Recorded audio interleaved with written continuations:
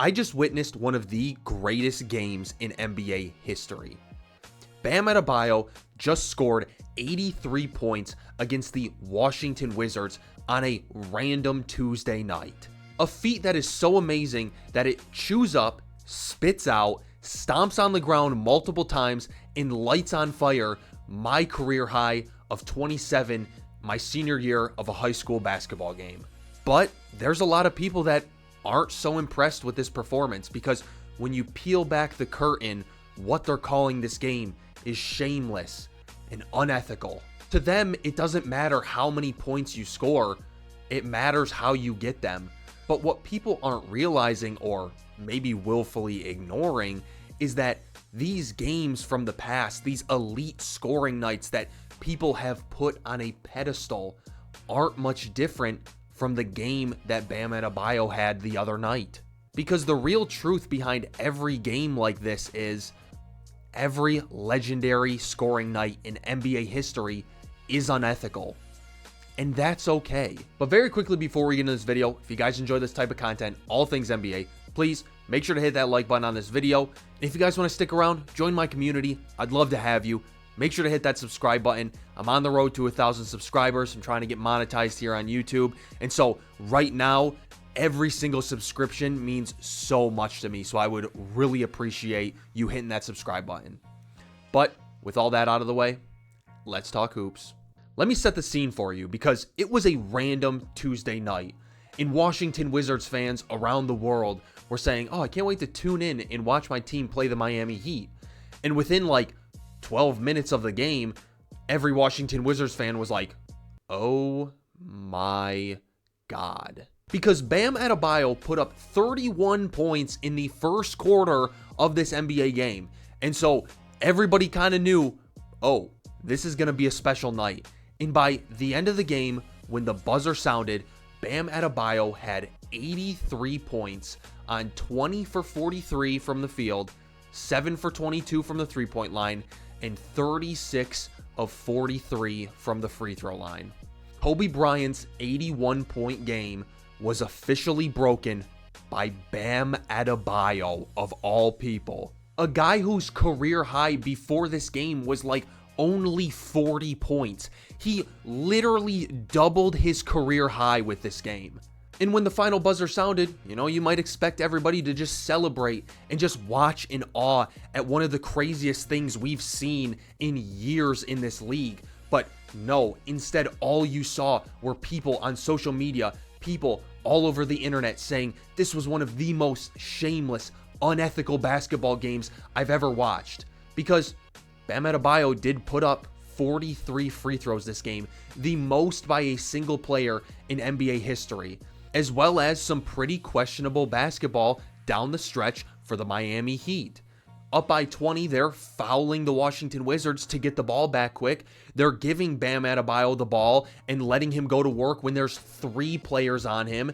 They get a rebound, an offensive rebound. The ball instantly goes back to Bam. It was, not the most fundamentally sound basketball, and was very obvious that the Miami Heat were trying to get Bam this record. A strategy that fans all over the world has branded as unethical, one of the most shameless and unethical record breaks in NBA history. But the real truth is, every single one of these nights is unethical. First, let's look at the man that he passed, the great Kobe Bryant, and his 81-point night against the Toronto Raptors.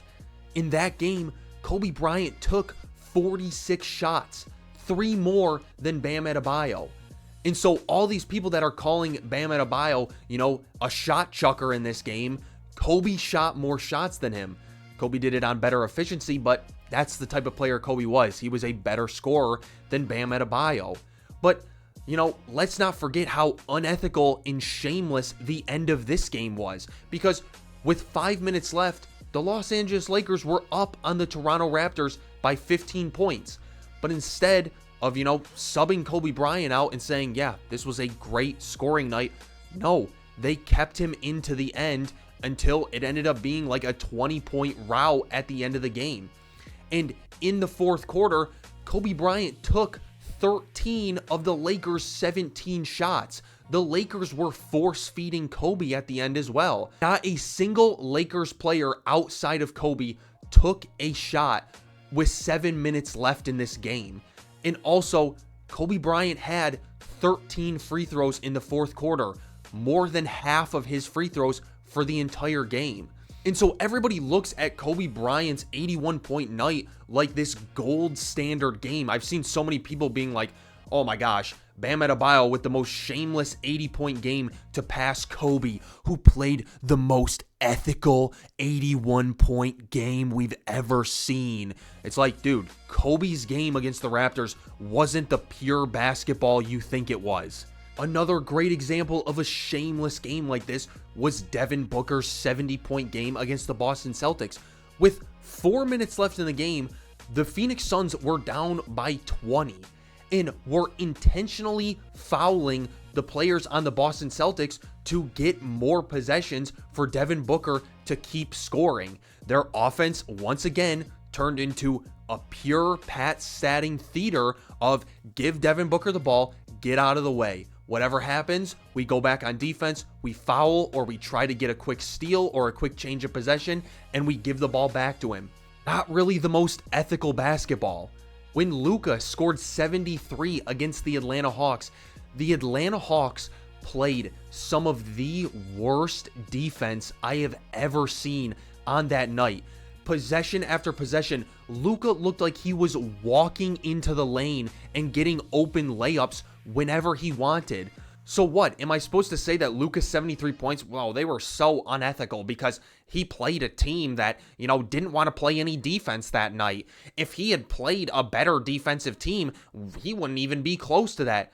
No, I just appreciate Luka's 73-point game for what it is. A crazy stat line that you rarely ever see in this league. It wasn't Luka's fault that the Hawks walked in that day and said, I don't really feel like playing any defense against one of the best scorers in the league at that time. And it doesn't illegitimize Luka's insane 73-point game either.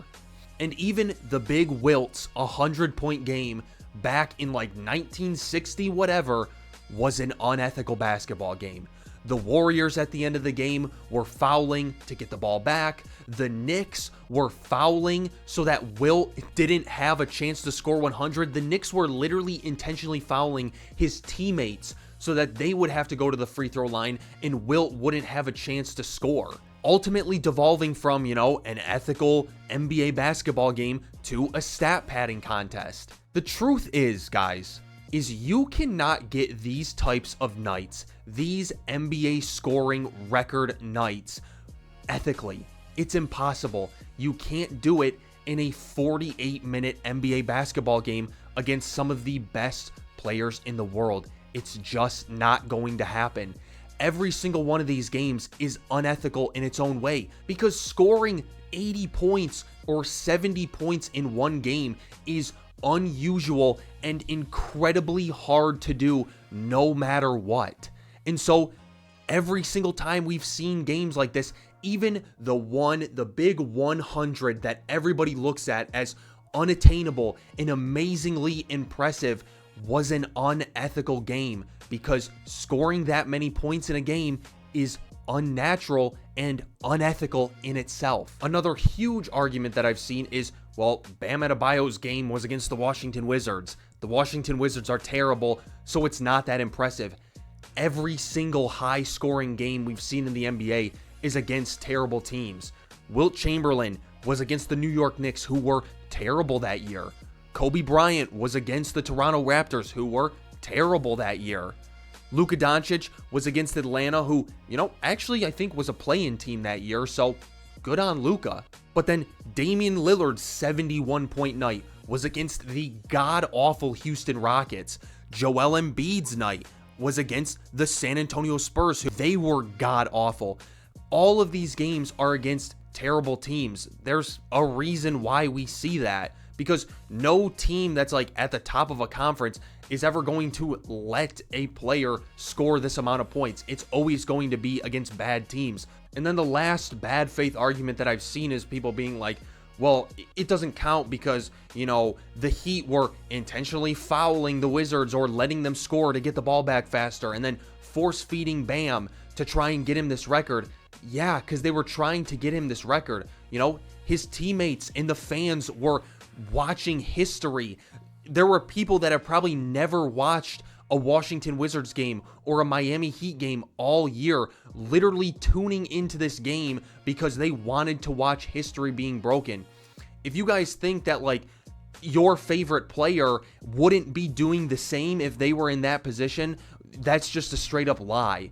What I'm trying to get at here is, people are discounting certain high scoring games because they are shameless and unethical. But when you really look at all of them objectively in NBA history, all of them are a bit shameful and a bit unethical to their own degree. And instead of constantly nitpicking and tearing one of the greatest scoring nights we've seen in NBA history in a long time, just appreciate what it was: a crazy, absurd NBA game and NBA stat line. If you're watching an 80 or 70 point game in the NBA and you're caring about ethics, you're not getting the point. These nights aren't supposed to be pure. They're supposed to be unforgettable. Because at the end of the day, history doesn't write down how you got there. History writes down that number. And history just recorded that Bam Adebayo scored the most points in an NBA game besides Wilt Chamberlain.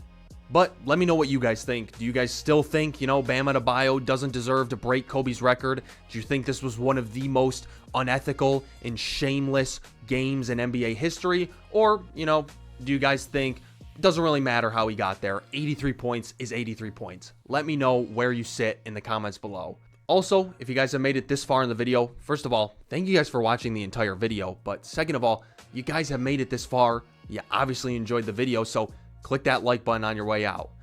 And again, if you guys want to join my community, make sure to hit that subscribe button. I would love to have you. And lastly, if you guys want to see any more content from me, YouTube actually thinks this video would be best for you to see next. So once this video is done, make sure to click on that and you can see another piece of great NBA content that I'm sure you'll enjoy. But that's really all I got for today, guys. So as always, peace and love.